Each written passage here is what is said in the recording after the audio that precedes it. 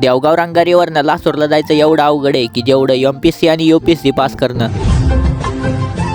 राम राम भावांनो, स्वागत आहे तुमचं आपल्या नवीन एका मिनी ब्लॉगमध्ये. आज आहे ना आम्ही प्लॅन बनवला होता की लासूरला जायचं आणि लासूरला काय काम आहे हे तुम्हाला पुढे जाऊनच कळेल बरं. आता आहे ना मी माझ्या मित्रांची वाट बघत होतो, तेवढ्यात आपल्याकडे ना हर्षद आला आणि त्याला म्हटलं काय पार्सल आहे खोलून तरी दाखव. आणि त्याला म्हटलं उद्या मग खाटखुटमध्ये कार्यक्रम खोलून बघतो, तर त्याच्यामध्ये ड्रिल मशीन निघलं. आता माझ्या मनामध्ये ना एक विचार आला होता, याला कुठं बोक्स पाडायचं असं. मग त्याला विचारलं तर तो म्हणतो मला याच्यामधली ना मोटर लागते हो, बाकी काही आमचं काय चालू. आणि या दोघांचं वेगळंच कार्यक्रम चालू ना. मग याची अनबॉक्सिंग बघितली आणि आपले फंटर मित्र पण आले होते. मग निघावं म्हटलं लासूरला तर ना आपल्याला असं स्पेशल काम नाही, पण आपल्याला थोडंसं बँकेमध्ये काम आहे तेवढंच करायचं होतं. आणि त्यातल्या त्यात ना देवगाववरनं लासूरला जायचा रस्ता म्हणजे ना असा खतरनाक झालाय ना, काय सांगा राव तुम्हाला. म्हणजे गरम पावडर लावून जायची जरूरतच नाही, जाता जाता ना ऑटोमॅटिक पावडर लागून. आणि माझे मित्र इतके बेकार आहे ना भाऊ, धुळीपासून वाचण्यासाठी ना माया मागलं पुरायला ऐसे आरामी दोस्त आहे ना, भगवान करे सबको दे. आणि आता आहे ना आपण लासूरच्या जवळ चाललो होतो, पण तेवढ्या त्यानं आपल्याला टरबुजाची गाडी दिसली आणि या पिवळ्या शर्टावाला भैया ना एकच नंबर होता बरं का, आम्हाला टरबूज देत होता. पण जाता जाता काय झालं काय माहिती, आम्हाला शिव्या देऊन गेला. मग आम्ही भारत आणि पाकिस्तानची लढाई लढून आहे ना आता आलो होतो लासूरमध्ये. आणि लासूरमध्ये आलेला आहे ना पहिलं तर जायचं होतं आपल्याला नागेबाबा बँकेमध्ये. इथे येऊन ना इथलं काम करून घेतलं होतं आणि आपल्याला ना आता दुसरं काम लागलं होतं, ते म्हणजे पाणीपुरी खायचं. मग काय तेवढी खाऊन घेतली बरं का. आणि आता इथं थांबलो होतो आम्ही आमच्या मित्राची वाट बघत. आणि याच्या पुढे आमच्या सोबत काय काय झालं ना ते तर नाही सांगू शकत, कारण की मोबाईलची चार्जिंगच गेली होती संपून.